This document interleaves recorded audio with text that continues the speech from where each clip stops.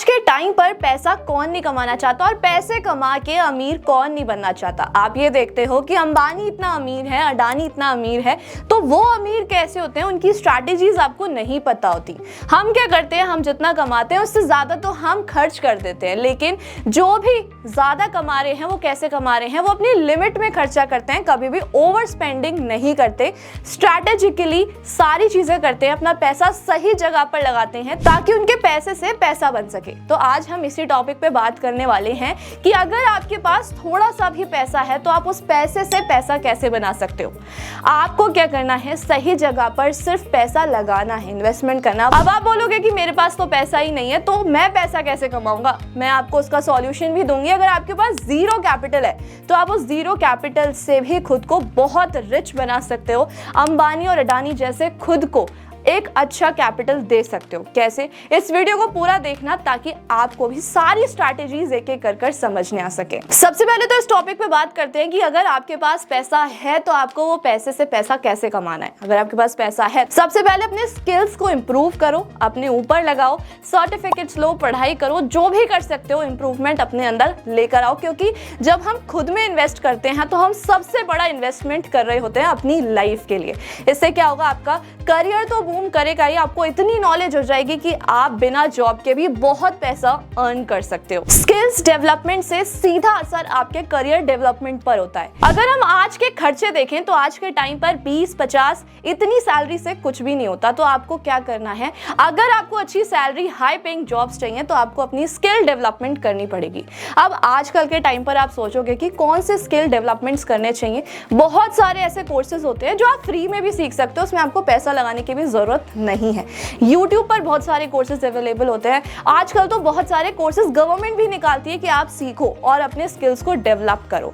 इससे क्या होता है कि आजकल के टाइम पर जैसे AI का कोर्स आ गया, AI बहुत ज्यादा बूम सेक्टर है, तो आप अगर AI का कोर्स कर लेते हो तो आपको एक बहुत बड़ा अच्छा मौका मिल सकता है बड़ी बड़ी कंपनीज के साथ काम करने का। अब आप बोलोगे कि आपके पास कैपिटल ही नहीं है, पैसा ही नहीं है, आप कहीं पर भी पैसा लगा ही नहीं सकते, अपनी एजुकेशन पे नहीं लगा सकते, या फिर आप स्किल्स भी नहीं सीख सकते। वो तो मैंने आपको एक सॉल्यूशन बताया, आप YouTube से फ्री स्किल्स भी सीख सकते हो।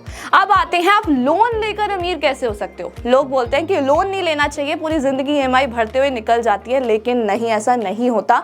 लोन लेकर भी आप बहुत पैसा कमा सकते हो। ये जो बड़े बिजनेसमैन होते हैं ये यही करते हैं, लोन लेते हैं, सही जगह पर इन्वेस्ट करते हैं और उसी से ही पैसा अर्न करते हैं और एक्स्ट्रा पैसा अर्न करते हैं EMI देने के बाद।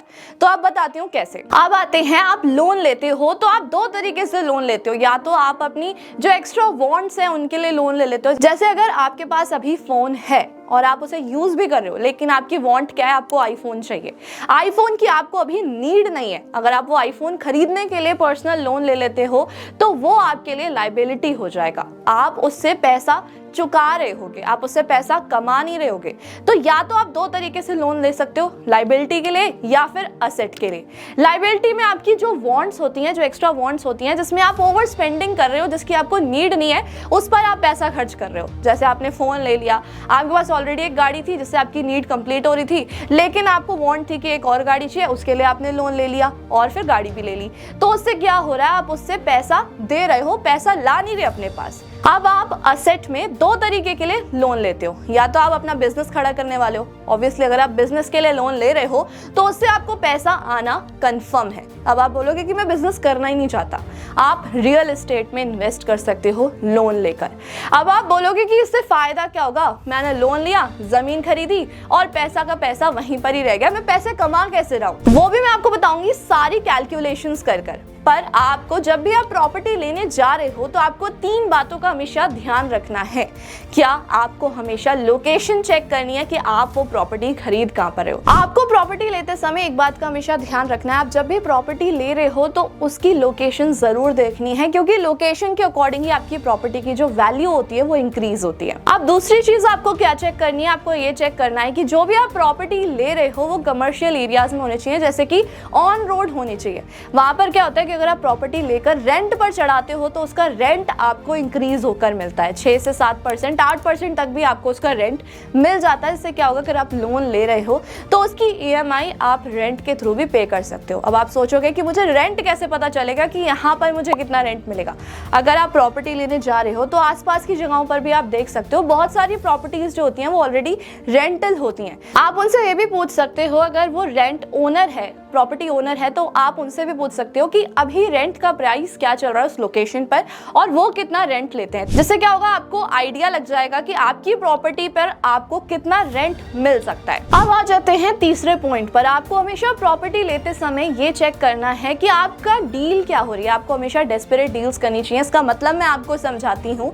जब भी किसी को अपनी प्रॉपर्टी सेल करनी होती है या फिर इमरजेंसी में सेल कर रहे होते हैं, जल्दी से जल्दी सेल करनी होती है, तो वो उस प्रॉपर्टी की वैल्यू से कम पैसों में आपको सेल कर देते हैं। मान लीजिए 30 लाख की प्रॉपर्टी थी और आपने उनको बोला कि मैं सिर्फ 25 लाख ही दे सकता हूँ, लेकिन उनको प्रॉपर्टी बेचने की बहुत ज्यादा जरूरत है, तो इसमें आपका प्रॉफिट हो गया। जो 30 लाख वाली प्रॉपर्टी थी वो आपने 25 लाख में खरीद ली। अब आ जाते हैं, आपने प्रॉपर्टी ले ली, अब आपको प्रॉपर्टी के लिए लोन लेना है। 25 लाख की प्रॉपर्टी, आप बैंक गए, आपको 80 to 90% तक का आपको लोन मिल जाता है। अब मान लेते हैं आपको पूरा लोन मिल जाता है, आपको जेब से एक भी पैसा नहीं देना, आपको डाउन पेमेंट भी करना होता है। लेकिन अभी इस केस में हम ये समझते हैं कि आपको पैसे देने ही नहीं है, बैंक की तरफ से आपको सारा पैसा मिल जाएगा। अब आपने क्या किया, वो 25 लाख रुपए का लोन लेकर प्रॉपर्टी खरीद ली। अब इसका भी एक बार कैलकुलेशन समझते हैं। अब एक इसकी सिंपल से कैलकुलेशन समझ लेते हैं। मान लीजिए आपने 25 लाख का लोन लिया, जो कि आपको 9% के रेट ऑफ इंटरेस्ट पर मिल गया। अब इसकी EMI क्या बनेगी, 20 साल के लिए आपकी बनेगी अप्रॉक्स 22,000 रुपए। अब आप बोलोगे कि मैं अगर रेंट पर दे भी देता हूँ प्रॉपर्टी तो उसमें मुझे फायदा क्या होगा। अगर मुझे प्रॉपर्टी में 20,000 रुपए भी मिल रहे हैं रेंट के, तो 2,000 तो मुझे अपनी पॉकेट से देने पड़ेंगे। अब मैं आपको इसका भी सॉल्यूशन बताती हूँ। हर साल इंडिया में अगर आप रेंट पर रहते हो तो हर साल आपका जो रेंट है वो 10% से इंक्रीज हो जाता है। अगर आप अभी 20,000 भी ले रहे हो तो आने वाले साल में आपका जो अमाउंट है वो आपको इंक्रीज होके ही मिलेगा। मान लीजिए अब आपको हर साल 5,000 एक्स्ट्रा मिल रहा है। पहले तो मैं आपको यही बोलूंगी कि अगर आपका लोन चल रहा है तो उस एक्स्ट्रा अमाउंट से आप जितना जल्दी हो सके लोन को खत्म कर दो। अब मान लेते हैं कि आपका जो लोन अमाउंट है वो खत्म हो जाता है, उसके बाद जो आपके पास पैसा आना स्टार्ट होगा, जो आपकी एक्स्ट्रा अर्निंग होगी, उसको आप क्या कर सकते हो, आप उसकी सेविंग कर सकते हो, इन्वेस्टमेंट कर सकते हो। इन्वेस्टमेंट में आप क्या कर सकते हो, SIP करा सकते हो, म्यूचुअल फंड्स में इन्वेस्ट कर सकते हो। इसमें क्या होगा, आपकी प्रॉपर्टी की वैल्यू तो ऑलरेडी इंक्रीज हो रही है डे बाय डे, लेकिन आप जो अमाउंट इन्वेस्ट करो, जो आपका अमाउंट रेंट से आ रहा है, वो पैसा भी इंक्रीज होता जाएगा। तो इससे क्या होगा कि आने वाले सालों में आपके पास डबल इन्वेस्टमेंट हो जाएगी। एक तो रियल एस्टेट की इन्वेस्टमेंट हो जाएगी और दूसरा क्या होगा, आपके पास आपकी सेविंग्स भी आ जाएंगी, इन्वेस्टमेंट भी आ जाएंगी। तो आपने देखा कि आप अपने पैसों को स्मार्टली यूज कर किस तरीके से इन्वेस्ट कर सकते हो। इन्वेस्टमेंट करने का मतलब ये नहीं होता कि आप कहीं पर भी इन्वेस्ट कर दो और आपको अच्छा पैसा मिल जाएगा। आपको स्ट्रैटेजिकली और स्मार्टली अपना पैसा इन्वेस्ट करना चाहिए ताकि आपका जो पैसा है वो इंक्रीज हो।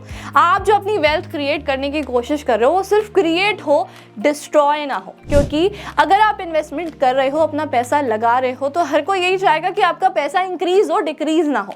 तो कुछ स्मार्टली अगर तरीके से आप करते हो तो आप अपने पैसे से पैसा बना सकते हो। आपको कुछ करने की जरूरत नहीं है। या तो आप अपनी स्किल्स डेवलप करते जाओ, स्किल्स डेवलप करने पर भी आपको बहुत प्रॉफिट होता है।